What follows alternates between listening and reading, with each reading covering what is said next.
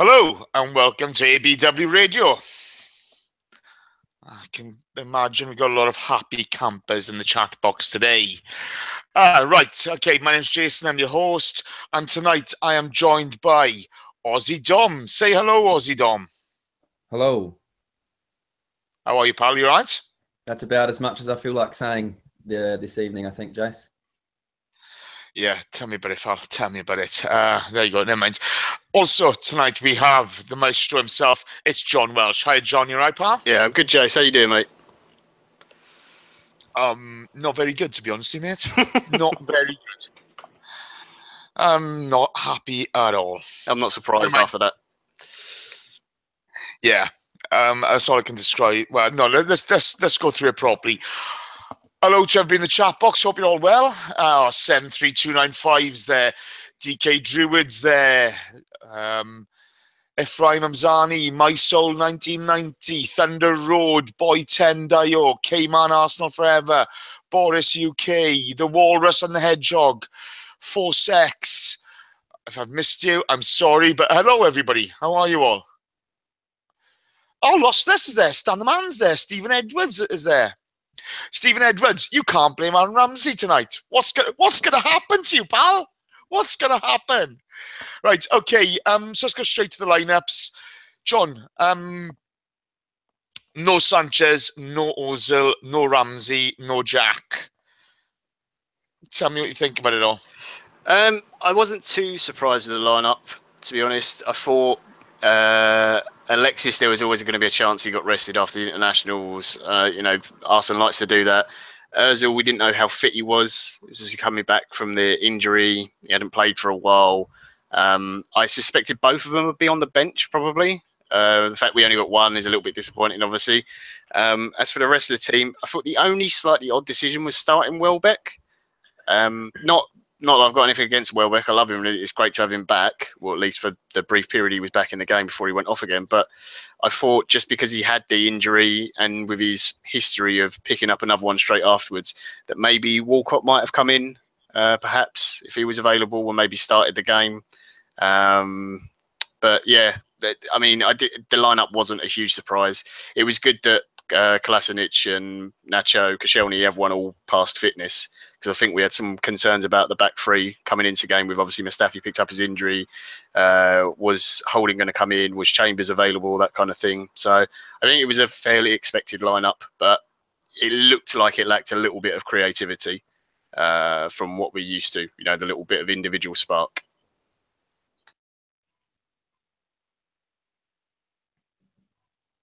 He's muted himself. Sorry, no runners from deep was a big issue for me looking at the lineup. I didn't kind of understand that. Dom, we've had a lot of clamouring for Jack to start today. Question: has Jack done enough to start a Premier League game at the moment? As long as he's fit enough, I don't see what he's not done. As far as what I think, he's passed all the tests so far. I think that when he has played, he has actually made a bit of a difference. And like John said with Welbeck, I wouldn't have minded seeing Jack start in that position over Welbeck, purely just because of Welbeck's only just coming back from an injury. However, I can see why they didn't, because Jack and Iwobi aren't really very threatening in front of goal. They're more sort of set-up players. And I think that we had enough issues with not being threatening enough as it is. So I can definitely see that. I mean, I'm not a huge fan of El Neni. I think that a lot of the issues that we had with the way that we played today, he doesn't actually help much. I think he contributes to more than anything. He's a very sideways player.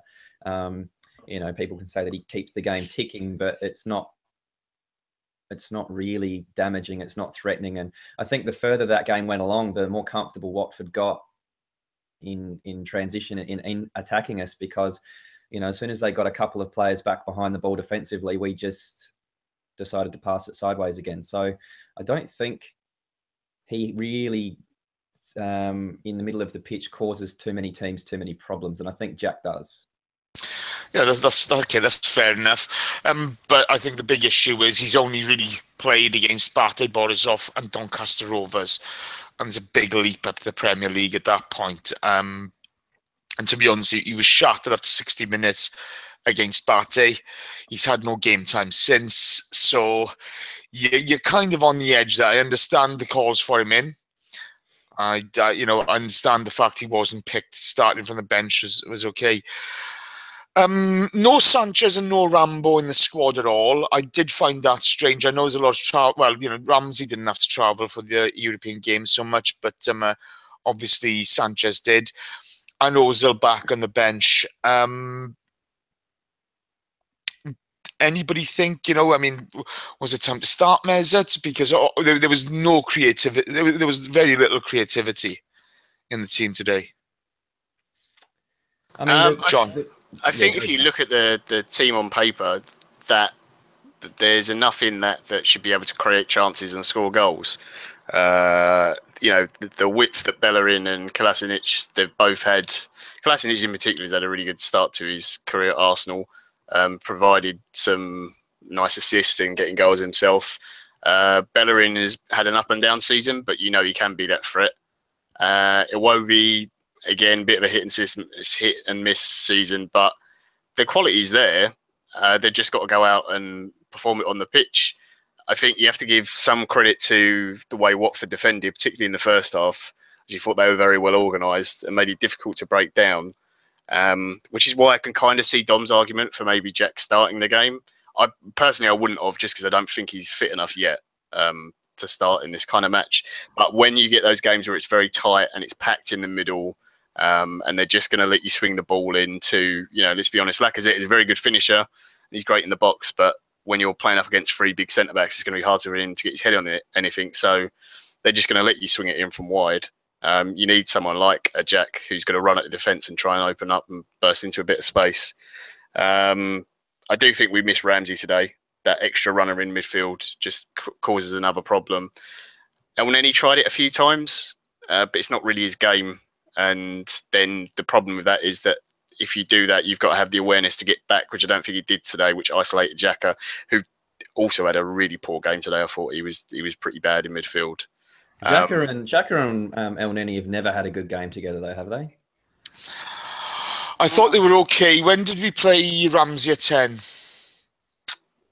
Oh, what was that against? Was that against Chelsea?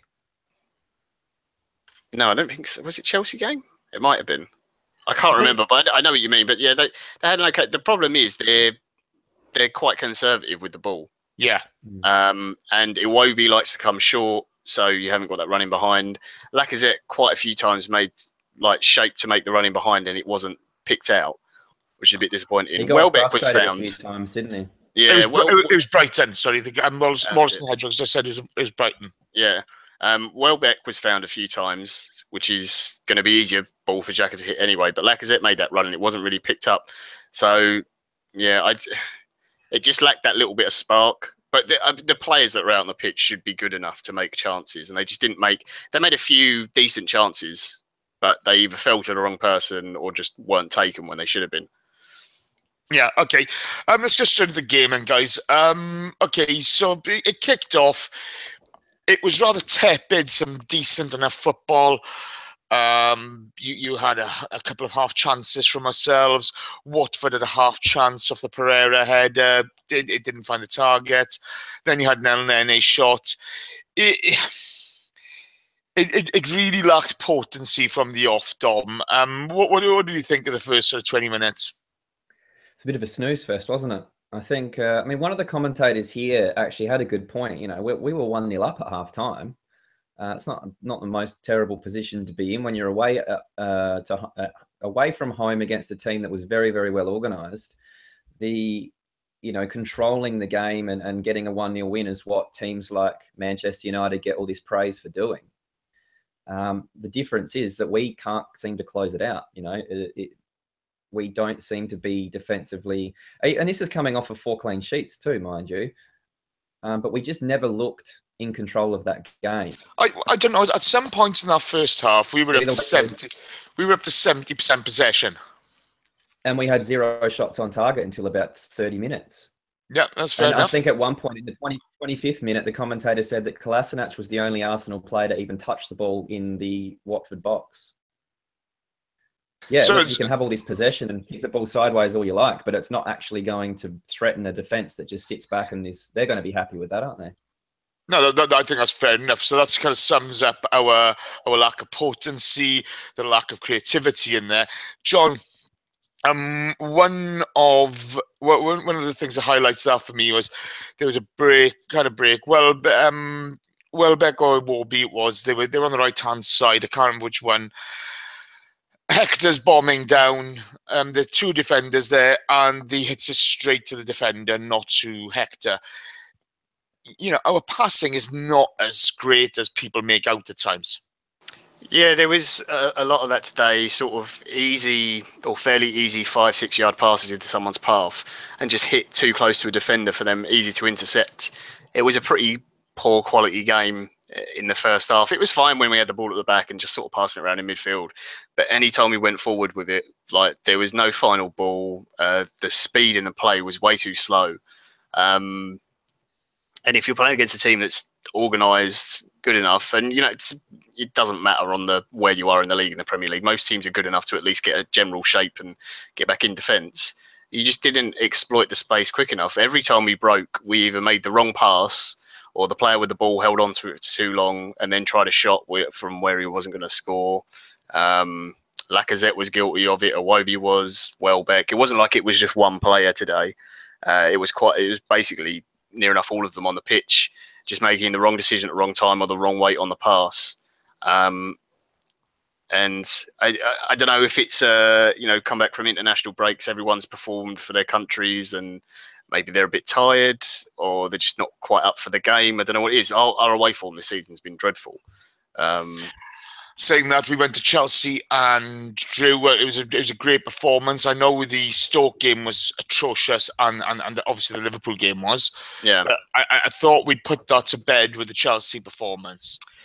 I mean, don't get me wrong, the Chelsea game was great and it was one we could have won, but it's that you have to do it consistently. And we haven't. The only thing we've done consistently is, that's the first game we scored away in, I think, in the league or something. Yeah. And like that's a ridiculous record. Lacazette still hasn't got a goal away from the Emirates. I'm not blaming him. He's still very early days in his Arsenal career, but something like that, if he got a goal today, it's that little thing that gets kind of off his back and it's out of his head and he's relaxed a little bit more, maybe a bit calmer in his decisions. And they just all seem to be playing sort of like 50% today. And Watford they weren't doing a lot in the first half. They defended well. I thought Decore played quite well for them. But their standout player probably all game was the Brazilian kid, Richarlison. I think that's how you say it.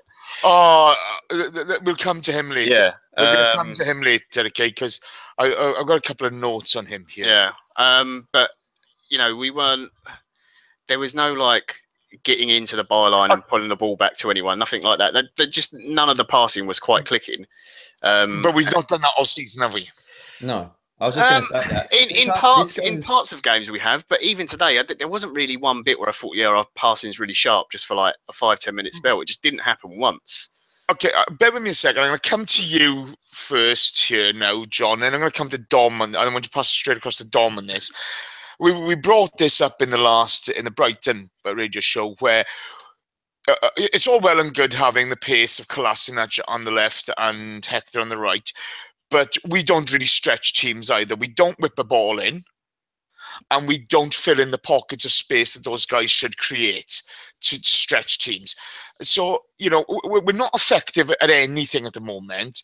So, what is the point of the new system if we're not going to take up those positions to fill those pockets? And, Welbeck didn't do it. Iwobi didn't do it. I don't care who you've put there, really. Nobody's done it all season. So what's the point of it? I just think it's, since he changed to it at the end of last season, it's just a system he wants to keep in place and try and keep some momentum going. I like three at the back. I watch too much Italian football, is probably why, but I don't think it necessarily fits us. It doesn't make sense for someone like Mesut Ozil, who he obviously always wants to play, which is fair enough because he's a good player, but It doesn't make sense for him. I don't think our centre mids are the best suited for that kind of system either. I think the wing backs we've got are actually brilliant for the system, but they either don't do the job or they don't receive the ball in the right areas at the right time.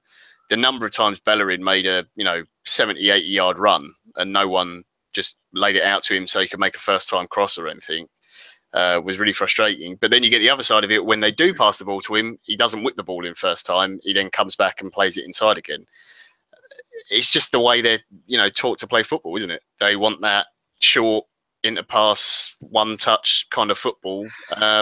But again, why aren't we filling spaces? If we're going to stretch teams, right? If we're going to play the wing backs, the wing backs are where you get the individualism, though. It's the whole, if you're in the final third, the front three can kind of do whatever they want. Well, that's fine if you're scoring loads of goals and it's working, but when it's not working, maybe you do need to stick to a structure. But Iwobi's not going to stay on that right-hand side, is he? He wants to come central. He wants to basically be a number 10. He wants to pick things up and get the ball and do little layoffs. Welbeck really wants to play as a striker. He's not really a wide man. He'll do it, but he naturally will drift inside. And then Lacazette is just trying to fit into the team and make things happen. So he'll just pull out to... You saw a lot today, especially in the first half. He was pulling out wide, wasn't he? And he was the one actually crossing the ball. It would have been nice if it was other people doing it. But I just don't think... It's not necessarily that that's our system. I think that's our shape and our system when we're defending, or it's supposed to be. But when we're going forward, it's just much more just go and play. You haven't got you're supposed to be here and you're supposed to be within the width of the 18-yard box. It's just go and do your thing.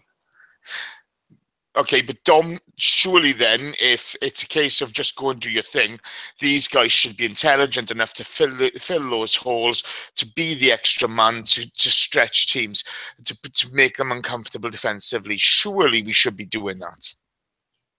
Well, clearly they don't. This isn't a one-off.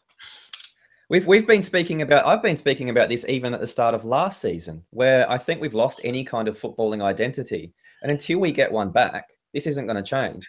And I mean, I know that people were going to be in the chat box, discussing the manager because of the result. But I'm looking at the style of football that we have or haven't been playing over the last 18 months. That's the reason why I think we need a change in manager, because he doesn't seem to instill any kind of system in the players. So, we talk about how Ramsey was out, how Ozil didn't start, how Sanchez wasn't playing. That shouldn't change the way that we play. Sure, the quality might be a bit less. Maybe we won't have 70% of the ball. Maybe we'll only have 60. Maybe we won't have 10 shots at goal. Maybe we'll only have 6. But the way in which we play and the way in which we try to attack teams or try and defend teams should always be the same regardless of the personnel out there. And whilst that remains the case, this will keep happening over and over again. And it's been like this for a long time now, where no one has been able to actually clearly explain to me what we do when we play football anymore. And if you look at Man City, if you look at Man United, if you look at Chelsea, Leicester when they won the league, it doesn't take a footballing pundit expert to tell you what they were doing. They just did it well. They backed themselves and they made sure that if one player was out, the player that replaced that one did the same role. It's the next man up mentality. We don't have that next man up mentality. We have a just play with freedom mentality, go and express yourself mentality. And it doesn't work anymore. We don't have the leaders on the pitch and the footballing nous of Tony Adams that can direct the game, or Dennis Bergkamp or Thierry Henry. These were guys that understood football at a level that young kids don't seem to anymore. I think young kids just get by on pure talent and they don't really learn the game in the same way as the Lampards and the Gerrards and these kind of players. So you're talking about the players should be smart enough. Well, the reason that Chelsea did well last year is because Conte is a tactical, systematic approach to playing football. All of the players said it. In every interview, they were talking about how much they learnt from him. And he demanded that from his players. For all of Mourinho's faults, and I hate him, I absolutely hate him, he instills footballing nous in his players and tells them and makes sure and holds them accountable if they don't do what he asks them to do. We don't do that. And until we do, this is going to keep happening. We're going to be in a struggle for top 4 again. No, absolutely, absolutely. Anyway, let's move on now then. The goal, it will be forced as a corner. Great delivery from Xhaka, and Per just bangs it in. Why they had cleverly. You're looking at it thinking, is this out of the Arsene Wenger school of defending? And that's a bit harsh. That's a bit harsh. But our first away goal of the season, I think, is our first goal from a set piece in that way for quite a long time. Dom, I'm going to come back to you, and then I'm going to go to John. First of all, it's a first goal from a set piece in quite some time. Great finish by Per, great set piece. My God, we've been missing this from our game for a long time, haven't we? Yeah, it's probably a bit of a no-brainer, and especially over the years, you've got someone out there that's 6'5". Why not try and put the ball on top of his head, especially when you've got someone like Tom Cleverley marking him at the corner. So, when's the last time we scored? I mean, Giroud seems to pop up now and then with a corner goal from a set piece, but I don't think we score any less than other teams when it comes to set pieces, do we, John? Maybe less than, say, I don't know, like West Brom or someone like that. Yeah, who they rely on that a lot, don't they? Yeah, they might get more of their goals from that kind of thing, and they probably work a lot more intensively on their set piece delivery and defending it. But yeah, the defending was absolutely comical. Like I feel a bit sorry for Tom Cleverley, because clearly on the commentary on BT, Robbie Savage pointed it out, is Cleverley's just trying to block off Mertesack's run. He's not supposed to challenge for him for the ball with him. And I don't know who it was, whether it was Mariappa or one of the centre backs, was supposed to take the space and go for the ball. They just didn't attack it at all. And Mertesacker is very obviously really good in the air, and it's a nice thank you very much, I'll get that. And we nearly got a second one again, because they didn't change it second half. They still did exactly the same thing. They set up the same way. So I'm a little bit disappointed we didn't get another goal from a set piece, to be honest, because all you got to do is put it on the penalty spot, which you would think that our players are capable of doing from a corner. Just put the ball in that area, especially when Giroud has come on as well. So another guy is going to be able to attack the ball easily. But yeah, it was bizarre. And to be honest, I thought when it went in, I was like, oh, no, bit of a surprise. Very happy, obviously. Right time in the game as well, because I thought at that point the game had kind of flattened out a little bit, and Watford were doing okay, getting forward, swinging balls in the box. It looked like they didn't do it enough, in my opinion, at least for them. They were trying to isolate Mertesacker against, is it Andre Gray? The guy they had up front first half? Yeah. Who's got a bit of pace about him.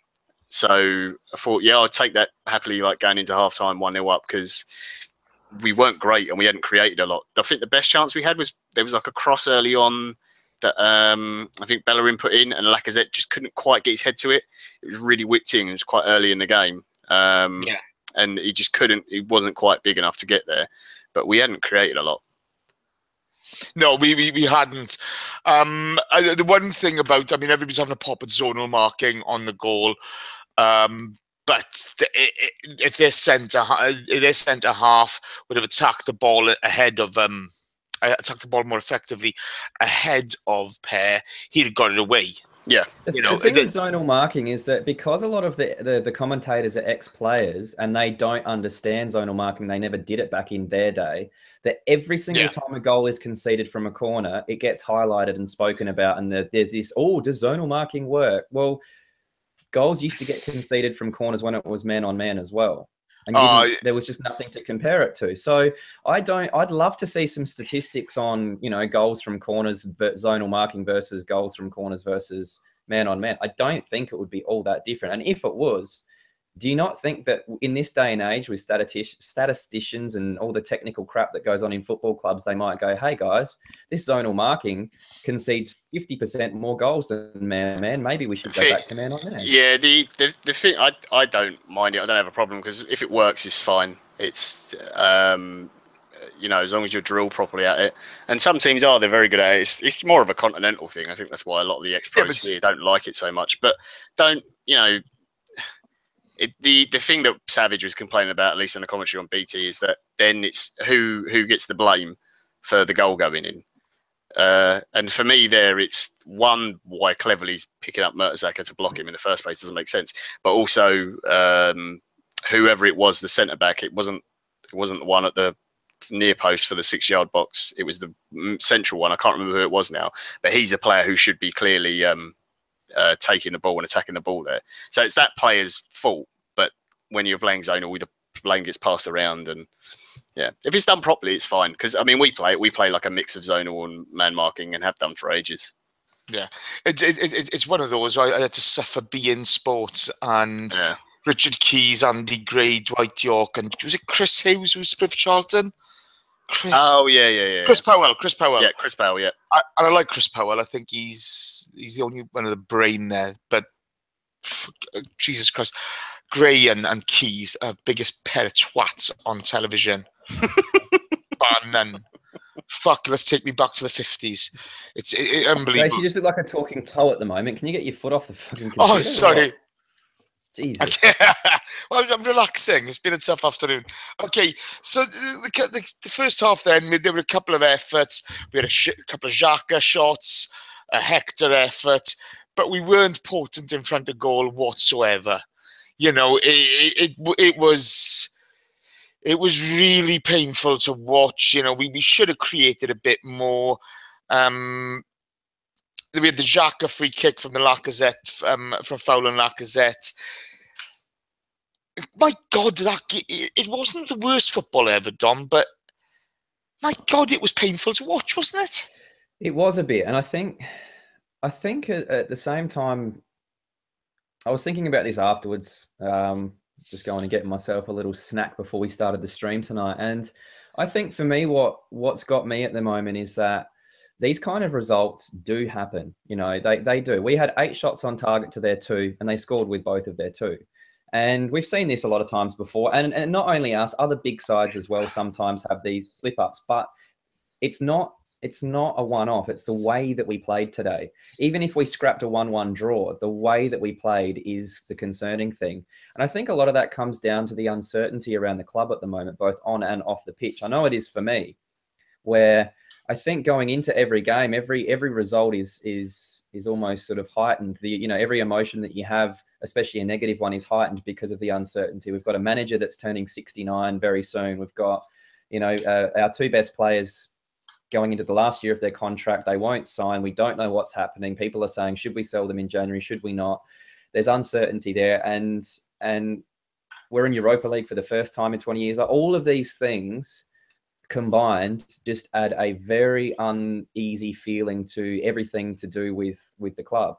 And I think I really do think that that's affecting the players. I think it's affecting the fans. I think it's affecting the whole situation at the moment. That's why I genuinely think that finishing top 4 this year is extremely important to try and settle things down, because we're not going to have Ozil and Sanchez here next season.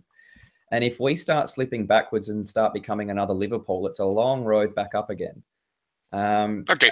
I just think it's a really place to be where, like I said, we can talk about the performance, and the performance wasn't good enough, but there are so many other issues that make the performance worse than it was. Yeah, can we come back to that after we finish analysing the game, then? Because I do actually want to broach that today, because I think there's a whole host of issues that have come together to make us, you can look in the chat box, you can look on social media, and you can see a lot of unsettled, unhappy people. And I think we should address it after this, because this isn't the first time it's happened. So then the first half ended, guys, and I actually wrote down Firmino and Richarlison are little bitches. Boy, do I regret that now. They were, though. They were pissy, moany, horrible, divey twats. You got to understand, though, that Richarlison's come from Fluminense. It's his first season in the Premier League. He's come from Brazilian football, where you have to dive about all over the place, complain for everything, and then when the ref's not looking, you punch the other player in the face. It's just they don't believe football over there. It's a very different culture. He'll get. I'm sure he'll change, but as annoying as he was today, obviously for the bit we're going to come on to, I actually think he looks a decent player. But yeah, there's talent there, undoubtedly talent there. You can see that with him. But second half started kind of a bit meh again. There was a bit of back and forth. There was a Richarlison shot. There was a break, and it will be. Did he dive in the penalty box? What happened there, John? The Iwobi one. Yeah. That was, who was it? I think it was Holovas came back, and it was just shoulder to shoulder. I mean, Iwobi didn't look like he called for it. I thought it was a fair challenge, and I think it's one of those ones as well, because Gomez came sliding out and got the ball, and was clearly going to win the ball, even say if Iwobi had been strong enough to muscle Holovas off it. I think Gomez is still getting the ball first. And it's not going to change what happens with Watford receiving the ball again. So I'm not sure it's a dive. I just think it's a coming together and just a bit of a tangle of legs, and he's just lost his footing. I don't think it was that bad. There was certainly a dive in the game, but it wasn't that one. Yeah. But we'll come on to that in a second. We had a few breaks after that. The game was pretty even. We were on top, Dom. Welbeck went down in the box. It's kind of 50-50. I don't think that one was fine. I saw someone in the chat box say that they thought Welbeck dove in that situation. But if you watch, the defender came right off his line and did initiate contact with Welbeck, but he did so shoulder to shoulder, and it was great defense, to be honest. And it was just, he let the ball run into his path so that Welbeck couldn't get across him. But in that situation, or in that little tangle, Welbeck strained his hamstring. So I'm not sure he was diving to try to win a penalty. I think it was because he was injured. So there was nothing wrong with that, though. That was just good defending. No. I thought that summed it up, though, is the fact that we had quite a number of breaks, but we weren't efficient in the way we handled those breaks. The support wasn't good enough.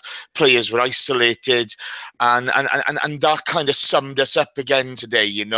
We get the good break going, but players are isolated and they're going down. Decent defending from Watford, in all fairness, but it just didn't happen for us, did it?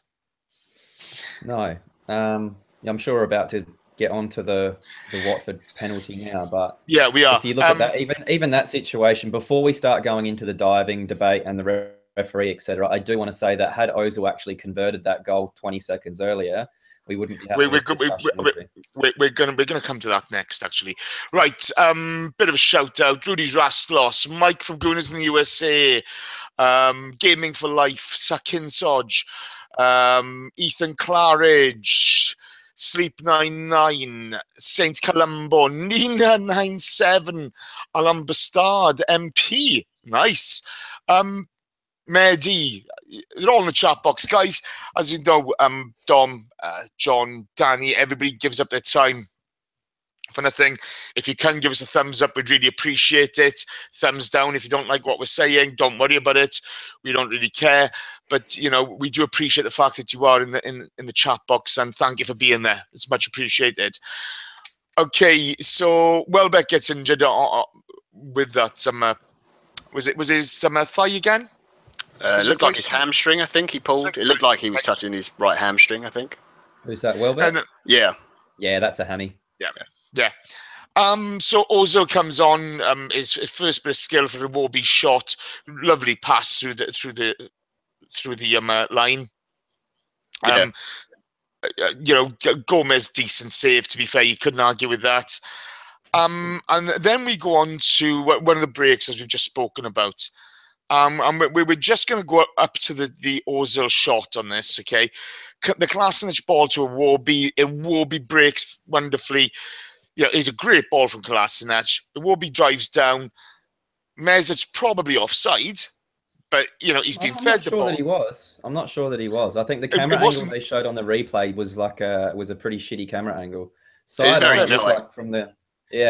think he was on, to be honest. But anyway. Well, the linesman didn't raise his flag, but Ozil then shoots the piss-weakest shot I've ever seen in my life. Straight at the keeper. And I accept, okay, you can't argue with his assists. Some of his goals last season were wonderful. Okay, but if this guy wants to be world-class, he's got to finish that shot, surely. Yeah, that was so poor. And it was weird as well, because that came it was about 10 minutes after Troy Deeney had come on. And as soon as Troy Deeney came on, Watford started to take, not control in the game, but they looked the more threatening. Because all they were going to do was hit the ball long. Troy Deeney was going to win it every time, and they were going to get on the knockdowns. And they start to cause us problems. And then we get this great break. I think it was Iwobi who played the ball into him, and it fell to Mesut. And as soon as I saw where he was and the defender's out, I was like, he's got enough time. This is easy. He'll slide it under the keeper, or he'll go around him, goal, and this will be it, and the game done. And just the just lack of conviction in his shot, and it's so disappointing. The thing is, you make the great point about when he comes on, literally his first touch of the ball, he takes a touch and he plays that beautiful, perfectly weighted pass into Iwobi. You know, does the right thing, tries to open his body up and do the shot. But you see the skill and the ability and everything in that pass. It's brilliant. Just do the same thing into the goal. It's just imagine there's a player in the back of the net and you've just got to pass the ball perfectly in there. It's not a hard thing to do. A player of his ability should be able to do that. And this is why people get frustrated with Ozil, because in the big games he tends to disappear because they are physically more, they're more demanding, and sometimes he can't quite get himself into the game enough, or we haven't got enough possession, so he's going to have less impact. But then in a game like this, where you should shine, first thing he does, gets the ball, makes a great chance. Iwobi, fair play to him, tried his best, didn't get the goal, but good save Gomez. Then you get presented with this. This is it. Seal it up. Win the game. Be the hero. Be the big superstar player. Prove why we should throw hundreds of thousands of pounds a week at you. Now, I'm not going to say he isn't going to miss chances like that. Of course he is. Everyone does in their career. But Christ, it happens over and over again. It doesn't, Yeah, sorry, pal. Tufts 9. Ta-da. Welsh justice. Jove82, you're a top man. We love you. I want to give a quick shout out to Chris Walker as well, who just popped in and said that it's his first time listening live. So welcome to the Fun Fest. I love. Don't get me wrong, I love Mesut, and he's a great player and he's got great ability. But you cannot waste chances like that, especially in a game where we're not playing that well. In a game where you're performing badly, you've come off the bench. That's where your big players need to come on and go, just get the goal. It's all he had to do the entire game. He could have literally walked the pitch for the rest of the game, and we could have just gone, right, Mesut's done his job. Everyone else just sit back and defend and see out 2-0. It's fine. But this is the problem, wasn't it? And I want to bring you in this now, Dom. Following on from what John is saying, let's be honest. Mesut Ozil, wonderful world-class footballer, absolutely no bottle. No bottle whatsoever. Yeah, I mean, look, I don't disagree. You know how much I love Mesut Ozil. You know how much how highly I think of him as a footballer, and I don't think that he's ever been given a formation or a team or a system that gets the most out of him at Arsenal. However, when you're talking about no bottle, etc., I think that some of the comments made about him are a little bit too harsh. I think that some of the commentators just don't like the lax kind of attitude or the way that he runs. And when he plays 90 minutes, he does cover the most ground of any player on the pitch. But because he doesn't slide around like Sanchez, people kind of dismiss the work rate aspect of it. However, the part that I agree with is a big player takes the game on. He grabs that chance and he smashes it into the back of the net, and he just goes over to the corner flag and he raises his arms and says, how good am I? That's what the players in the past that have been at Arsenal, that demand the big money, that we all go to watch, that's what they do. If it was a Bergkamp, Henry, Pires, I know that we're harping back to a bit of a different era, but those are the types of players that want that opportunity, don't they?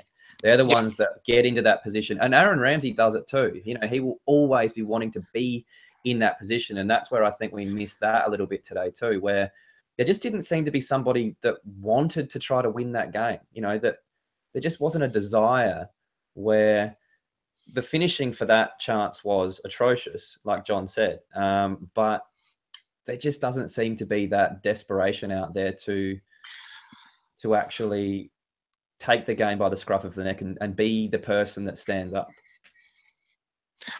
this is one of the things. No Limit Stunner has put in the group there. Let's all blame him where the ref gives a penalty, which isn't a penalty.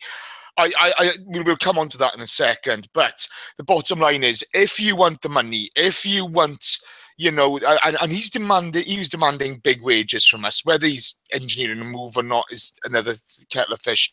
If you want to be the main man at a club, you have to take those chances and relish taking those chances. He just, I get he's from a poor family. He's a thoughtful, introverted guy, I get all that. But if you're going to be Billy Big Bollocks, you have to be Billy Big Bollocks in front of goal as well. And he's just not done that. And arguably, this is the moment which has cost us the game.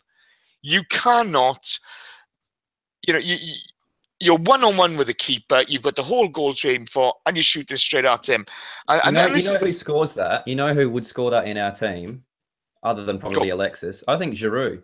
Like he has scored so many big clutch goals for us in big moments, and he does that. He runs over to the flag and he's like, "Yes, look at me go. How many times have I done this for you?" Exactly, and we don't have enough of that. We didn't have that out there today, and Ozil doesn't have that. You don't need to be a world-class player to have that in front of goal or have that in clutch moments, or you know what I mean. It's a mentality. It is. And the thing is, he hasn't got it, which it hurts me because I do love Mesut Ozil. I love watching him play, except the way he played today.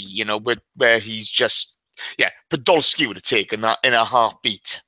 But again, he's held it for wages. There's disruption in the camp because of this. With both him and Sanchez with their contract talk, etc. You at least turn up and fucking deliver.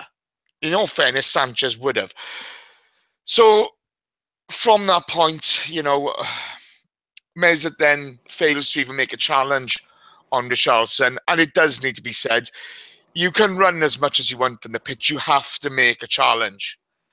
Bellerin comes to challenge him in the box. There's minimal contact. It's shoulder to shoulder. Richarlison's always looking for the dive. Yep. Goes down. Penalty given. He hardly touched him. And the one thing I do want to say, I was watching beIN Sports and Kevin Kilban is commentating. Kevin Kilban is a massive fucking twat. He is. How does he get paid? He tells you it's a dive, and then he tries to justify it in the same breath. Talk me through it, John, and then pass straight on to Dom. I mean, you summed it up really. You go from, I think it was 32 seconds from Ozil's shot to them getting the penalty. They just, the shot comes, there's no challenge, no follow-up on the shot. And then they just play it down the left-hand side. And Richarlison, who has been causing Bellerin problems all game, sometimes he'd gone inside, sometimes he'd gone outside. So it didn't really matter which side Bellerin was going to show him down, but he wasn't getting a lot of help down that side. The man who's playing in front of him, Ozil, was obviously up the pitch. Disappointed he hasn't scored. But yeah, it's a dive all day. Bellerin hasn't done anything wrong. He's running with his man. I'm not going to give the referee a load of stick, because if you see it from where the referee's standing, probably doesn't. It looks like a penalty. When I first saw it in full speed live, I thought, oh no, I thought it was a penalty. I saw the replay and said, oh no, okay, it's no contact. He's like they're running shoulder to shoulder. So it's disappointing, but it doesn't make it right that they got a penalty. But I don't think we played well enough to come out of that game with 1-0 win. So them scoring the goal from it, obviously, I think was probably accurate on the sort of balance of play kind of thing. Yeah, they got the goal illegally because it was a dive and everything else, but it's one of those things. You can't do anything about it. You can't go back and change the game now. I know there's a whole now review panel, so they'll review that, and if they say it was a dive, he gets 2-game ban, I think it is, which doesn't help us. But you can't do anything about it. The point is, like you've already said, Ozil should have taken his chance. We should have played better and created better chances earlier in the game and not been in a position where something like this can happen. I mean, I assume Dom thinks the same, that it was a dive. Yeah. I think I guess the issue is as well with this whole argument. The first thing I want to say is I agree. I don't like blaming referees. The referee wasn't the reason that we lost that game. Our quality in front of goal was the reason that we lost that game. However, you know, it is one of these things where if that result comes back to, like last year, for example, we missed out on top 4 by a point. If that's the same going forward this season, you can look back at that and think, well, we got cheated. The player did cheat to sort of cheat us out of points, and it can have a huge impact on the end of the season. Now, I don't think this video stuff will actually really come into play until it will eventually. There is no doubt that eventually every other sport in the world has adopted it. I just think with the corruption around football around the world, it would really impact the some of the leagues or some of the clubs, you know, without being too scared. They still get stuff wrong. They've got it in Italy. Yeah, exactly. You know, so they've had it in Germany where they got one completely wrong. Because at the end of the day, it's still another human being judging on whether something is. Right. But I mean, that situation, and even then, like you said, even if they review that and they give him a 2-game ban, that got them 3 points. They're still going to do it. Yeah, you know, the penalty for diving, it needs to be so harsh that a player doesn't go down unless it needs to be a 5-match ban and the 3 points awarded. But it needs to be no. It needs to be game time. It needs to be the same as rugby with sin bins, Jace. Because in other sports as well, it's the same thing. If a player does something wrong, they finish the rest of the game. The team that but to me now, this game, the points should be awarded to us on it, okay? Or to the like a point deduction or something for sure. Or what would be better is if he just gets a straight red, gets sent off, and they play the rest of the game with 10 men. That would stop you from diving. That would, but they're not going to do that. No, exactly. But then again, John is right where they say, well, it's still somebody judging whether they've done it or not. But I think it just after you know, a few months of it, players adapt and they just won't go down anymore like that. Players adapt to rules. It's what they do. I've seen it in so many different sports. You bring in a new rule, players play around it, and they find a different way to try and get an advantage. It's such a competitive thing these days that the whole argument behind video referees and things is, should it come in? Yeah, absolutely it should. You know, but again, the guy comes from Brazil, and it doesn't matter though. But Brazilian football's a joke. You know, when you look at it, when you look at the corruption, the South Americans and exactly. But that's what I'm saying is that because there is so much corruption around it, that you need to bring something in that punishes the team instantly. Otherwise, they will still go, oh well, look, this, you know, we're Watford. If we can get 3 points against Arsenal and we lose one of our players for 2 games, who cares? They'll do it. Yeah. It's not a punishment for them. There's no doubt that obviously it was a dive and they shouldn't have had the penalty, but that, like, I don't think the referee's at fault. I thought other than that, the ref had a good game. I thought the linesmen were both fine. I don't think anything else was wrong in the game. Let's make no bones about it. Arsenal were the reason that they lost that game, not the referee. Yeah. Right. Here we go. No Limit Stunner puts in, a player in full speed just needs a slight touch the ground. No, they don't. They genuinely don't. You will get people losing balance. They do not need a slight touch to the ground. It's the biggest lie in sport. It doesn't happen in midfield, does it? No, it doesn't. When a player's streaming down the wing and there's a little bit of contact, they'll kind of struggle to see if they can get ahead. And they don't just go down instantly, because it would break up the chance of scoring a goal if you fall over at that point of the build-up play. It's only in the box that they seem to go down like that. Let's not be holier than thou. It's not like we've never had players dive in the box to win us penalties. No, that's exactly the argument, though, isn't it? It's just that we don't want to see it. I don't like our players doing it. I don't like seeing us lose points because of it.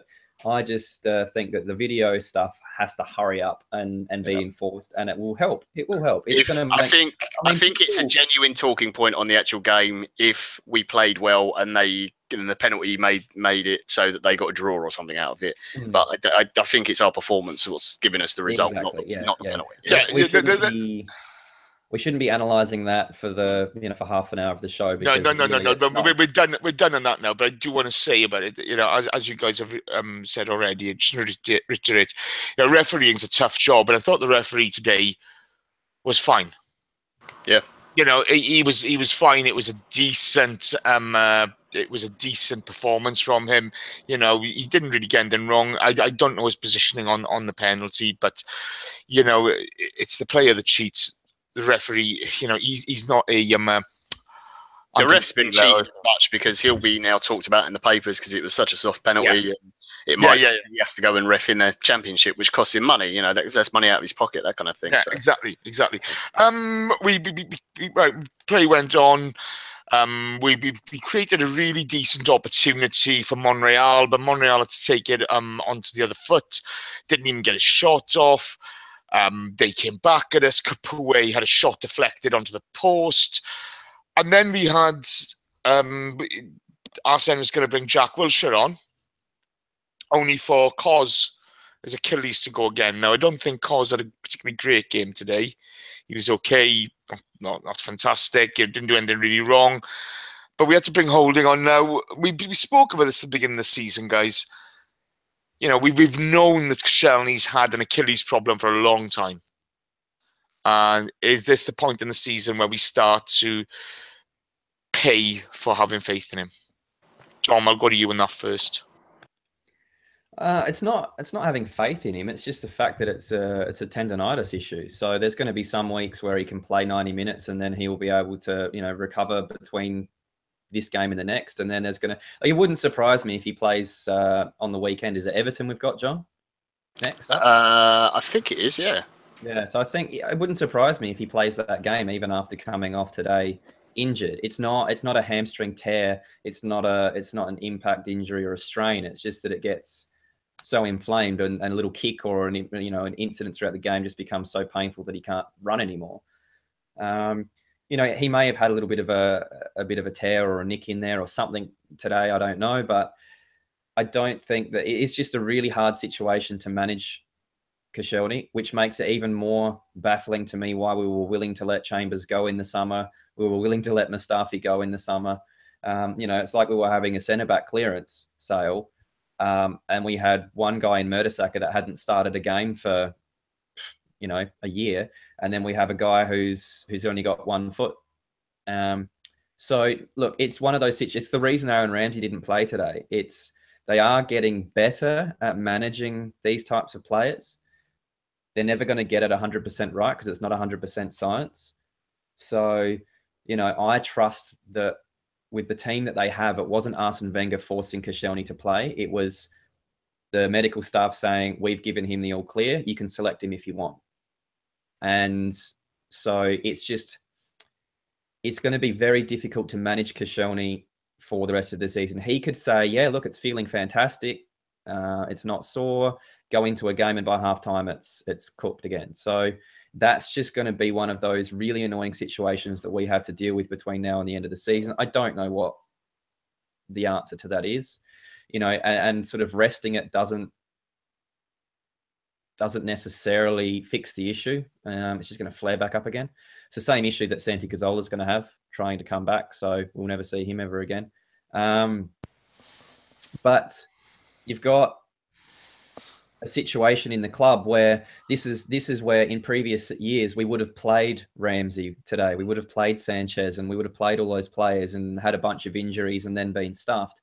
And in saying that, we should have won that game with that team, even with a shitty performance that we had. There were just 2 moments in the game that cost us the game. And that was Iwobi's shot on goal that was very well saved, you know, a foot higher in the air or along the ground, and that's going to miss his hand and that goes in.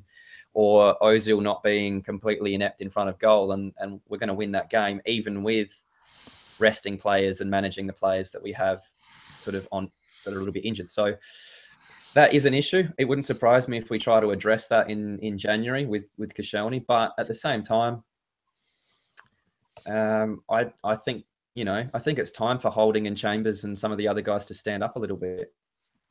I think, but okay, John, are Holding, Chambers being given the opportunity? I mean, Holding is at times. I do feel sorry though for him because it seems to be that every game he's started recently, the defence or the team hasn't performed particularly well, and he seems to be singled out and then taken off.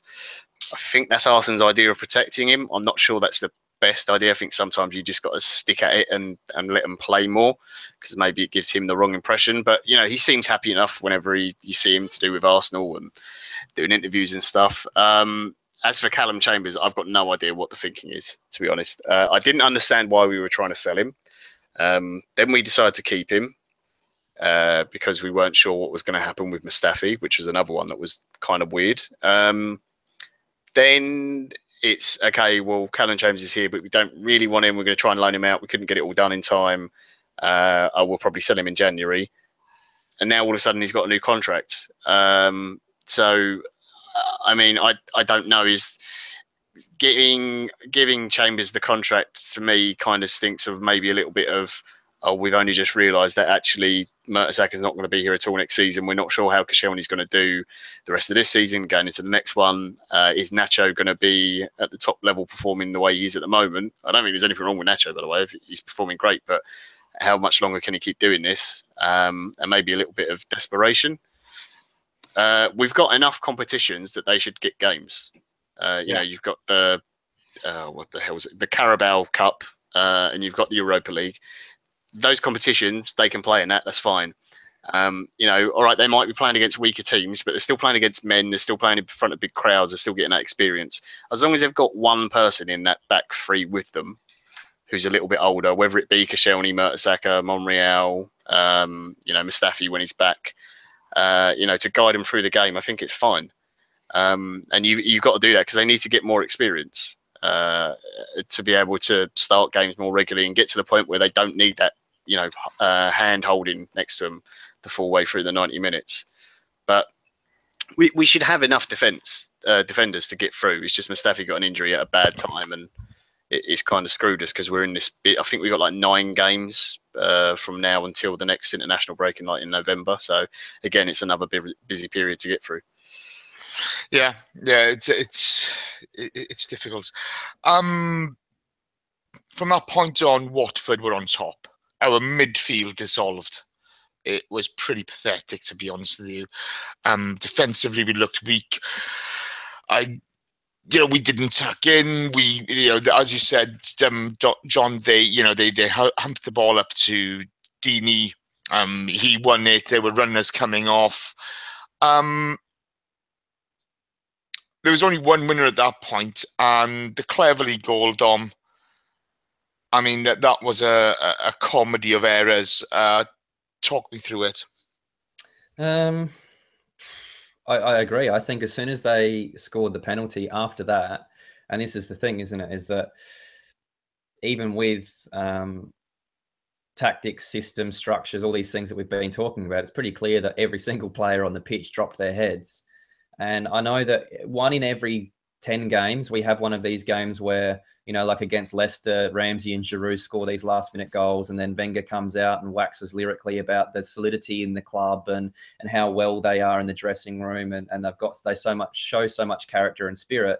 And then we have about 6 or 7 of these types of games in between that, and it's very difficult to believe that there's any kind of solidity, that there's any kind of drive or commitment or dedication when this seems to be the norm. It's not. The Leicester games are very few and far between. And I just find it difficult to understand why so many of the players drop their heads. Is it because they feel what we feel? Like, here we go again. Is it because they don't really understand what to do? Is it because they've been struggling for 90 minutes to even score a goal, and then all of a sudden, now it's 1-1? Well, they didn't believe that they could end up scoring winners in the last 10, 15 minutes. Like, that's what it seemed like to me, is a genuine lack of belief in most of that playing group that they could end up overcoming that and score a goal in the last 10 minutes. It's just what it felt like to me watching. Jace, you're on mute. Sorry. Yeah, right. There's a couple of mentions with Santi Cazorla there. I just want to point out, guys, this happened to Santi in the team as well. Let's not make out that Santi was some sort of wonderful midfielder who won us every game. He was far from that. He's capitulated with everybody else. Santi's in the past and has been for 3 years. Exactly. But it's one of these issues that, whether it be Santi Cazorla, Mikel Arteta, Aaron Ramsey, Xhaka, when Xhaka first came, he's a beast. He's going to do this. Kolasinac was in this game as well. I didn't see him making a massive difference. It doesn't really matter. For me, this was kind of summed up, guys, by I'm going to say this. I don't think Lacazette had a great game today. I think he was average. But that went for the whole team. But why is Arsene Wenger at 70 minutes taking off Lacazette, who is a goal threat, and bringing on Giroud and leaving Iwobi on the pitch? And we know Iwobi's fitness falls off after 60 minutes. We've left on a player, at the end of that game, you had Iwobi doing nothing. Absolutely nothing. You had Ozil not contributing. And we've got no goal threat going forward because Ollie's on his own. There's nobody else up there. And I think that's kind of the thing where I see real issues for us. John, what do you think of that? Do you think I'm wrong in thinking that? Or what do you make of it? I understood bringing on Giroud because we were struggling and Watford were starting to get a lot more set pieces. So you can definitely help there. And it's someone who you can bring on and just say, go and mark Deeney, basically, or try and get him away from Petr Cech. So it makes sense from a defensive point of view. I agree. I don't think Lacazette had a great game. Things weren't coming off for him today. He looked like he was struggling a little bit. But yeah, Iwobi again as well. He does tend to tire. And I think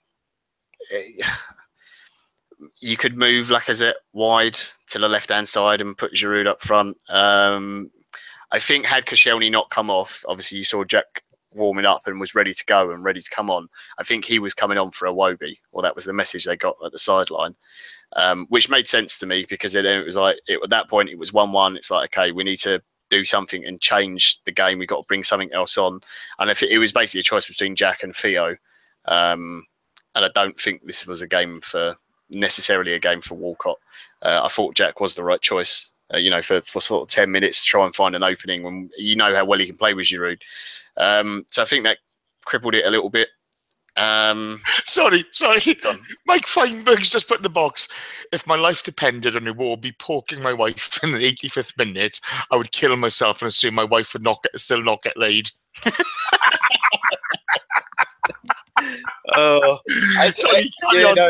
That's brilliant. I mean, I'm not trying to pick on individual players because I don't think anyone had a particularly good game today, barring probably Nacho. I thought he was one of the exceptions. I don't think there was a lot of easy choices for Arsenal today. I do agree. Yeah, he could have taken off Iwobi and left Lacazette on, but I'm not sure it would have made a huge difference because I don't think Lacazette was having a particularly good game either. I agree he's the bigger goal threat, but in theory, Iwobi is the attacking midfielder who knows how to do his job and get back defensively. However, he wasn't doing that in the game, which is why Bellerin was, getting tag teamed by Holebas and Richarlison all game. So I'm not sure it's going to make the biggest difference. If Koscielny doesn't go down injured, then I think it's a lot better and Jack comes on and maybe there's a chance we can turn it round. But you could see the minute the penalty went in, the heads did drop and just the sort of reaction from the players. It was... The reaction from the players was woeful, to be honest with you. And then, like Dom said, with the goal, it was just, I mean, there was like about a minute of the ball just up in the air being headed back and forth. Doesn't get cleared properly by Mertesacker, doesn't get cleared properly by Ozil. Instead of clearing it, he takes it down, but his first touch isn't good enough and he loses the ball to, I think it might be Decore or someone. Again, the ball goes up in the air, it doesn't get cleared again. They have a shot, gets blocked. They have another shot, gets deflected. And then there's a great gif someone put up of Xhaka just standing on the edge of the box and just watches Tom Cleverley just walk into the box and he's not even moving. And then as soon as Cleverley's got the ball, Xhaka goes to move a step and he's like, oh no, he scored. And again, that's not digging out Xhaka individually. I didn't think he had a very good game, but across the board, it was just the moment Deeney came on for Watford. Obviously, he didn't get the penalty. He was very big, but the moment he came on, they all of a sudden went, "Hang on, we can get something from this," because he was just winning everything. He was winning absolutely everything, and no one did anything about it. I think the biggest you. problem. So sorry, before you go there for the question, I think the biggest problem I had was that the midfield had dissolved totally. There was no protection for the back three. I don't think Cos was that bad today. Holding had very little time. Pear was okay. Monreal was good, but our wing backs didn't tuck in. They were more of a liability than anything. We just did nothing to solidify. And in all honesty, okay, yes, there's a lot of blame going Wenger's way on this, and I do accept he has to carry the can a lot. But to be honest, where's the pride in these players? Where's the pride? Xhaka and LNN's heads dropped. They were out of the game. It was pathetic. And this happens to us time after time after time. And that's annoying. Sorry, Dom, go. Well, yeah, following on from that, I thought that Wenger could have still taken Koscielny off and brought Jack on and just gone to a back four. He could have. Then we could have put an extra man in midfield. It's quite funny, actually, because a few people said that in the chat, Dom, and we've seen it a few times in games where we've struggled or we've been trying to get a goal. If things aren't working, he has switched that back four, and this is the first time I don't think he's done it. When he had a good opportunity, he almost had an excuse to. Yeah. So, maybe that is makes sense. And and also changing to a back four might be something that for the time being possibly solves our defensive issues if we're short on centre backs.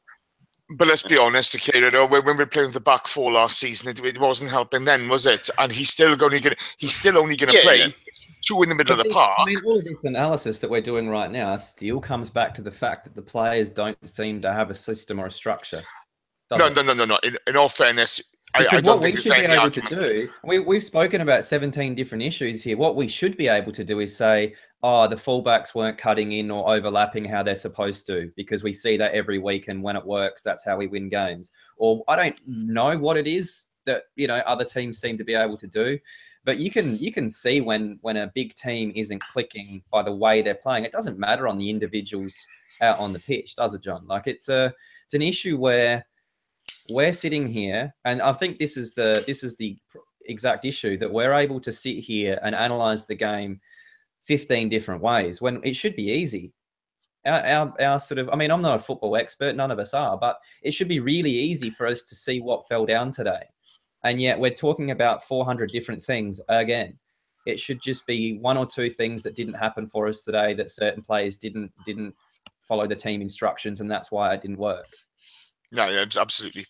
Right, okay. Right, in the chat box, okay, if you could give us a like, we'd really appreciate it. Chat box has been really good fun again today. Brilliant. Well done, all of you. I love watching that chat box when it's like this. Whether you agree or disagree, it's been superb. And then 73295 comes in and says you could drop the see you next Tuesdays. Brilliant. Yeah, if you could give us a like, we'd really appreciate it. Any questions? Pop them in the box now. We've got a few already. I want to talk. Dom broached this earlier on, but there seems to be a lack of direction at the club. Whether it be, there's been infighting between Gazidis and Wenger. Player policy seems to be a shambles. Ozil, Sanchez, Chambers. The situation's been a joke. We're relying on players. Players who are injured, seriously injured, basically get new contracts without earning them. How long do you think it can go on for, John? In my opinion, it's gone on for 10 years too long. But there's so many things wrong with the club. It's not just that everyone knows my opinion on the manager and that he should have gone, but it's not just him. It's the owner's lack of interest in actually, winning things or investing money. It's the recruitment, the personnel we've recruited, the coaching staff. It was previously some of the fitness people we had at the club. That looks like it's something that's slowly being turned around for the good. The problem is we've gone from a consistent top four team who we were never really going to challenge for the title in the last 10 years, realistically, but we were always good enough for top four. Now I look at us and say we're a a cup team who might get a bit lucky in the draws to get ourselves some favourable ties, and then if we turn up for 2 games, we can win a cup, and that's it. And that's what I see us as. And the issue is, if you don't get top 4, you lose the ability to get some of the biggest stars. And the only way to get them then into the club is if you spend serious money, which the club won't do. I don't think it's that Arsene won't do it. I do think he's slightly restrictive on what he wants to spend on players, but he spent a lot of money on Ozil and Alexis. He spent a lot of money on Lacazette, who is not a big household name player, at least over here anyway. So I don't think that's necessarily the issue. I think that's more from the owner. And I think, unfortunately, the club at the moment is in a slightly backwards transition. And the big thing is what happens with Alexis and Ozil and how the club reacts to that. Because I don't think there's any doubt in them leaving. The question mark is, did they go in January? Did they go in the summer? That kind of thing. It's how the club reacts to it. They have to go and sign someone. It's one of those weird things where I'm almost not that bothered how good the player is. It just has to be a name. It has to be a statement kind of thing, which is a very bad position to be in, because it's kind of what Man United have done for the last couple of years to try and keep themselves relevant, and they're slowly getting back to being somewhat of a team again. Someone put in the chat box winning the Europa League. That would be great. I'd love to win it. I've actually enjoyed the Europa League this season because it's different teams and it's not playing the same teams every year like we do and getting battered by people. But they've got to go out and make some sort of statement, because if Ozil and Alexis walk away and we don't do anything, then people will look at the club and go, well, they're not in the ascendancy. They're going in the wrong direction. Whereas they look at other clubs who maybe weren't as fashionable in the past, for example, Tottenham, and go, well, they play a style of play. They've got a young, exciting manager. They've got that Mong up front, Harry Kane, who I completely despise, but unfortunately he's quite good at football. It's everything's going in the wrong direction. So it's not just the manager that needs to change. Some of the players do need to go. I think there's certain staff members, coaches who need to be changed. And just the general attitude and the running of the club needs to be adjusted. I hope we get a director of football in. I don't see it. I think if we get anyone, it's going to be an ex-player from who played under Arsene, who will be a football executive of some kind, and maybe a coach and whatever, and he'll sadly just be another yes man.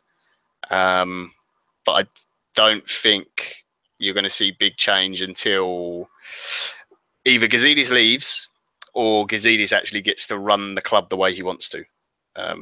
And again, that's not siding with Gazidis, because he's very blamed for a lot of things at the club as well. But I think he doesn't have enough control. I think him and Wenger are clearly pulling in 2 different directions, and above them is an owner who doesn't give a shit. And sadly, as Sands, we're the ones who are going to have to suffer for however many years with this. Absolutely. I'm going to come back to the director of football question in a bit. You've got a question on that. Dom, you're taking it all at the moment. No, I agree with John's last statement there about how we've got a manager and a CEO, or whatever you want to call him, Gazidis, that are not on the same page, and an owner that doesn't care, and a board that doesn't seem to actually understand football, or be able to have any kind of power in decisions anyway. So what we need is for everyone to be singing off the same hymn sheet, and that's not going to happen whilst Arsene Wenger's at the club, and it's not going to happen whilst Gazidis is there either. So it will change when Wenger goes. And the reason I don't want Wenger around anymore as a manager is because I don't like that we have no system and structure in our football anymore. It's got nothing to do with the off-field stuff. Like John said, I find it difficult to think that he's purposely just not spending money. I think that if you look at Stan Kroenke's track record in North America with other sports, is it's consistent. He's not somebody that's going to invest. He's not somebody that's going to try and build a winning team. He wants to build a franchise. He wants to, he just wants to make money and just increase his portfolio. So you have a situation where I think one of our one of our good buddies, Neil, the giant Fanny, Captain Fanny, said that he doesn't want the manager around either, but he does also think that everything would fall to pieces. And I understand what he's saying, because I do think that the owner is reliant on the manager, because the owner has no idea how to run a Premier League football club. And I also think that if you take Arsene Wenger out, because they've relied on him so much, and I think wrongly over the last 10 years or so, that there are so many people that would need to come into the club that would need to all of a sudden start to pull together to get things done in the right way. It's why we see the new fitness guy, Darren Bird, just come in. We see the contracts guy come in. We've seen a few little additions to the team, but I know Gazidis has probably pushed hard for, because he's probably looking at this as well, thinking, well, we've got a manager that's 69. He signed a 2-year extension. He's only got 18 months left. When he goes, we're stuffed. Because if you look at how every other top club is run around the Premier League and around the world, they don't have one guy that's in charge of football, transfers, and God knows what else. So I think that's our biggest issue, is that Arsene's just being relied on and or making decisions on things that other managers don't need to anymore. And I don't know whether that's affecting his ability to coach the team or what, but as far as things changing, I don't think it's going to change until he goes. Now, he's not the only problem. I just want to make that clear. But I think that the other issues will come to light, and I think that they will be forced to be addressed without him being able to not necessarily take blame for them, but he does, I think, to paper over some of those cracks by doing a lot of things that he shouldn't really be doing. Yeah, I think if you look at, over the summer, he promised change. Nothing's changed. Nothing's really changed. And, it's a bit of an issue. It's a bit of an issue that we have an inability to change as well. There's not the desire for us to change. There's not the ability for us to change. And it does come from the top. And, people harp on, I see people a lot of the time harping on or bring back David Dein. David Dein's actions brought this situation about. And then the ineptitude of Cronk and the lack of desire for success, etc., has been a continuation of that. Dean left. We had Keith Edelman as CEO. Then we've had Gazidis. Somebody asked us, is Gazidis complicit in all this? Of course he is. His inability to influence Wenger and then the briefing against each other last year and over the summer has been ridiculous. For Arsene Wenger. Arsene Wenger, Ivan Gazidis, Stan Kroenke, they all need to grow the fuck up and get on with it and, as you say, pull in the same direction, because this is not going to solve itself without them acting as a team. We have to pull, as I say, sing off the same hymn sheet, show united front and go forward. And when people talk about, I wish Usmanov would take over, Usmanov, you can't guarantee it's going to be any better. And let's be honest, okay, I'm sure Usmanov, people give Stan Kroenke a lot of stick, and deservedly so. I don't think Stan Kroenke is a present man whatsoever. He's all about the money. He's all about himself. He doesn't give a fuck for anybody. But neither does Usmanov. I just don't think any of the owner, the board, the manager, or the CEO are doing a great job right now. No, none of them are. But the thing is, more like it's becoming clearly evident to everybody, isn't it? And that, I think, is what is heightening results like today. Like I said earlier, it's heightening the emotion of the fact that we see ourselves slipping backwards, and as fans, there's nothing we can do about it. And we just want the team and the club and everybody to start pulling together in the right direction. And it just seems like as weeks go by, it's getting further and further apart. No, absolutely. But the biggest problem I see the options sort of at ownership level, Usmanov or Kroenke. Well, Usmanov will throw money at it, but does he care about the club? He's a very shady character. This is not somebody you want to get in bed with. If you bring an experienced manager such as Ancelotti or something like that in, they will bring a team with them, a settled team which can help on the coaching front, on the football front. But then you need a desire at CEO and the ability at CEO to be able to take the club forward on the commercial levels and so forth. But there you go. I think we've done enough about that. Right, okay, let's go to questions. Mike, behave yourself. Right, so we're just going to rattle through a couple of questions, guys, then we're going to end this.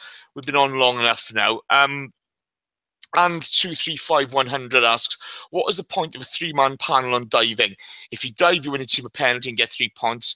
Say at the end of the season, should your position be higher than you have than you are at? John, what is the point of the 3-man panel on diving? And unless they're going to really hammer these players and have points deductions, what's the point?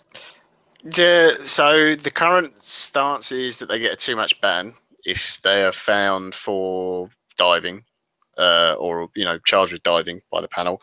I assume there's an appeals process maybe after that. If they appeal and then they lose the appeal, then maybe they get an extra game. I think at the moment it's very early days on it, because if we do this, then the player goes, oh, I missed 2 games, and maybe their manager will say, oh, hey, you've cost us because in these 2 games coming up, we really needed you. At first, I don't think it's going to have a huge effect. I think to the players who are repeat offenders, their manager might start to get more wary of picking them. And, sometimes diving doesn't always win you the game, getting the penalty and everything. I do agree it's not the best approach, but it's a start. If you look at where we were, it's a start. It's better than nothing. Whether it works or not, I really don't know. I don't think you're going to make a huge change until you bring in VAR for any decisions made in the 18-yard box, basically. But it's a move in the right direction, I think. I'm not pro every single electronic thing coming into football and all the computer stuff. Some of the things I think are fine. Some of them I'm not so with, because I do think at the end of the day it's human element and that's what it should be left to. But it's a trend in the right direction, at least.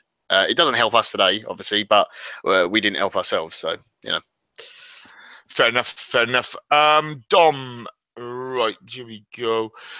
Stephen Edwards asks, and Stan the Man, they both got questions on Lacazette. First of all, what do you think of him coming off 70 minutes, and what do you think is going to be the acceptable return of goals for him this season? It's a very good season. As far as him coming off on 70 minutes, I wouldn't have minded seeing him and Giroud play off each other a little bit, or when he could have brought Iwobi off, I guess, and put Lacazette back in that position, or whatever the change was, I don't know. So no, I guess he could have stayed on. He's a good goal threat and he can finish, which was something that we were struggling with today. How many goals? Look, if he gets 20 in all competitions, I think that's a pretty good return for the first season.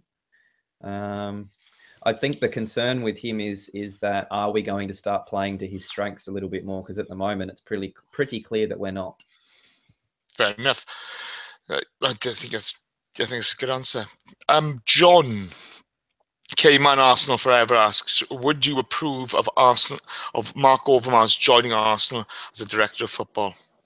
No, quite simply. I don't watch tons of Dutch football. I follow some people who do, people who live over there and people who live elsewhere in the world, but are big, Ajax and Feyenoord and whatever fans. And he hasn't done a great job over there. That doesn't mean he wouldn't make a good one, because, sometimes people at one club don't work out and they work well at another. But the problem I have with, if we ever get someone who comes in as director of football whilst Arsene Wenger is there, especially if they're an ex-player who played under him, I think they're just going to be yes men, and it's just like a show title. It's not really doing anything. I mean, it's good to have that kind of player at the club in some capacity, whether it's as an ambassador or on the ground, because you can teach young players things and they can certainly learn off them. But no, as a director of football, I don't think he's built out for that kind of thing. I'd be interested to see who the club, if they have any lined up for it, who they've got. And I suspect that Arsene Wenger won't let anyone have that title of director of football, because he's already said it's nonsense and he doesn't know what one is. Which is just his way of saying, I don't want anyone telling me what to do with my job. But I think there'll be a list that Arsenal have, and there'll be a list that Ivan Gazidis has, and I doubt any of them names match up at all. But no, I wouldn't have Overmars. I'd have him back at the club in some other capacity. I wouldn't have a problem with it. Same as, there's lots of players. Dennis, I think having ex-pros at the club who have done something impressive for the club is all good.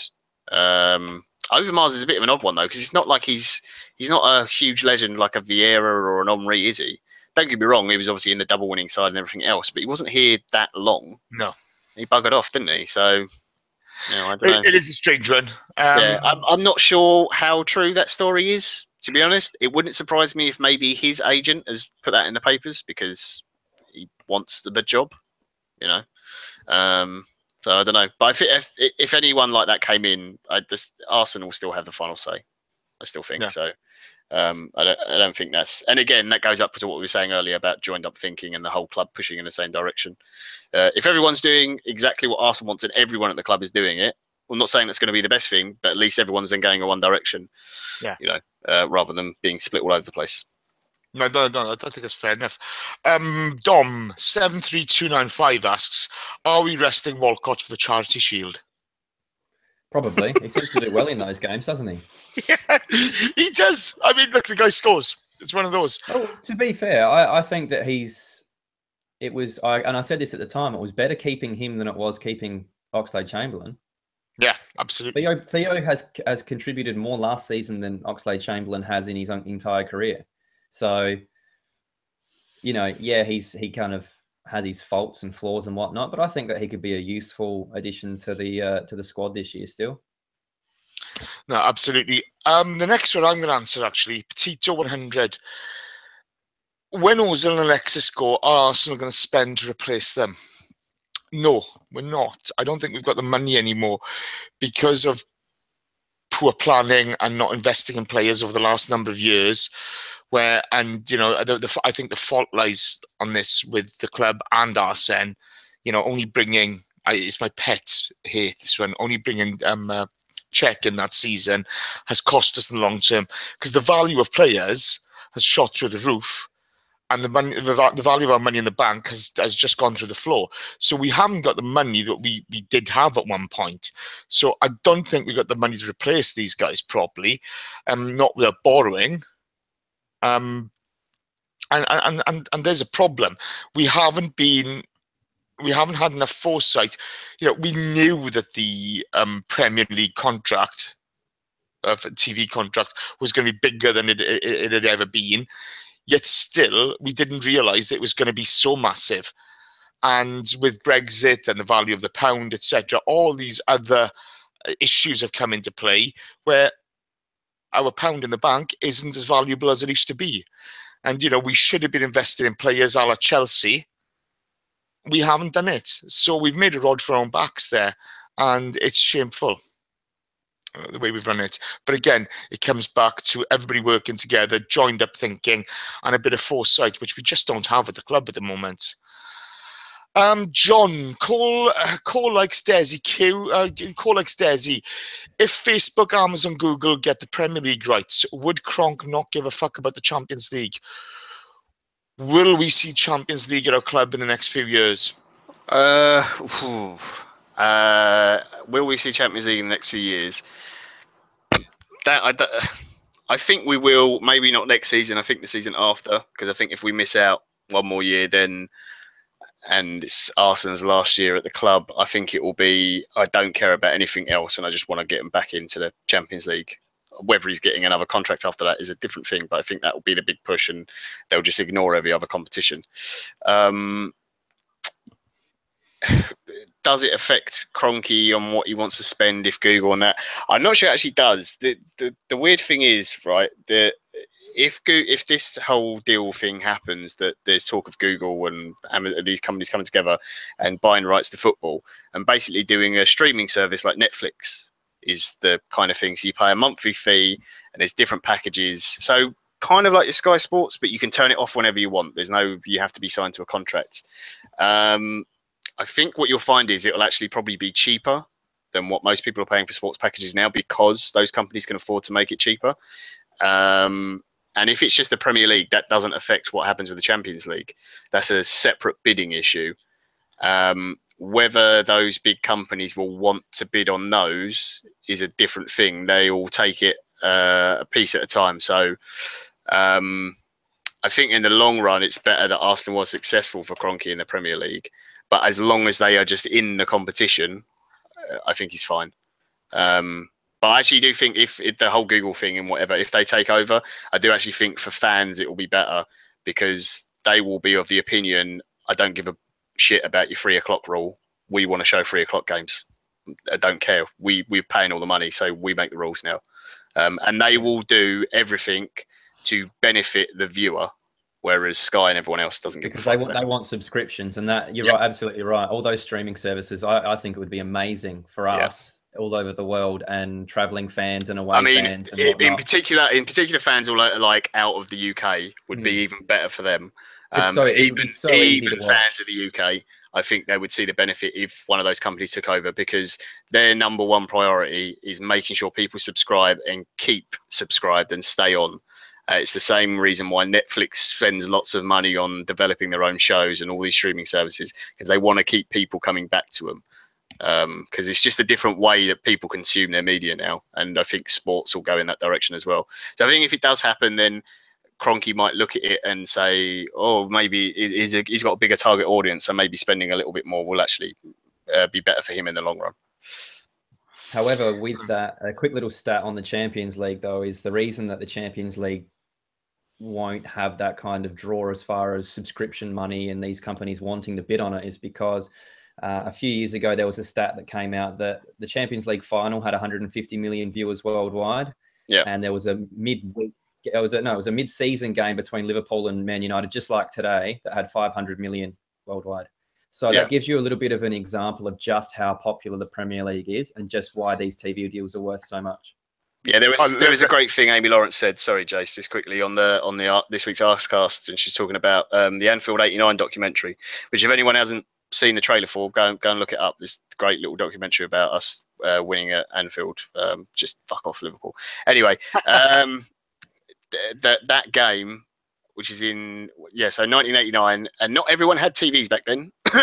Some of you young might be young and not realise that was a thing. Stop carpentering the shit out of it and get on with it. But that game had 13 million people in the UK watching it, which is absolutely ridiculous. Super Sunday average on Sky is 1 million viewers. So that was maybe the greatest night of my life watching football. But that's what you've got to look at. Sky and everyone. Oh yeah, me and Dom were there. I was 5. Oh, sorry. Yeah. Dom, it's the first time I ever met Dom. It was amazing. Yeah. Well, nice. Right, in any case, final question. By the way, Mike from Gooners in the USA, behave yourself, you're a bugger. Jove82 asks Dom, is the season over already? To win the league, oh yeah. If we finish 4th, I think that's a massive achievement. If you think that we're still in the title race, then I think that even those people need to go and see professional help. Mind you, I heard somebody told me, a pirate once told me that Pep is a fraud. There's only Stoke, Jace. It's only Stoke. Oh, it's only Stoke. No, he didn't say that. He said, what was it? 500 million. Must be hard managing that. Wasn't he the youth team coach at Barcelona and they'd won fuck all before he took over? Chris Carpenter. By the way, for all those interested, the pirate is currently doing his ironing. He's not even sailing the 7 seas and pillaging. He's ironing. What a twat. God love you, Chris. Chris will be on this week, funny enough. The lineup for the Red Star game at present, just to let the listeners know, is... Oh, if I can get in there. Honestly, I've lost the will to live today. So for Red Star, it's Danny, Chris, and Josh. They will be on this week. That's it, I think, for tonight, guys. I think it's been a dog shit performance from the Arsenal. This has been quite painful to do tonight. I'd like to thank everybody who's been in the chat box. You've been superb this week. Just brilliant.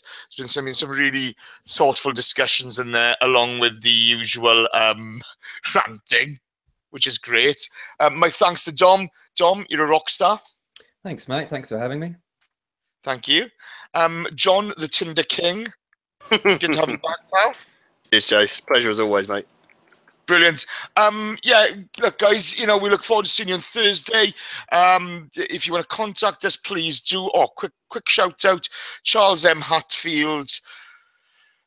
Charles M. Hatfield on Twitter, but then nice job today, guys, as always. You should change the post-match show titles to Arsenal Therapy. By Christ, I need therapy after this. But cheers, Charles. But no, you're all superb. That's us done for this week. We look forward to the Red Star game. Hopefully something better will happen. Take care, guys. Keep it Arsenal. Good night, and let's hope for a miracle.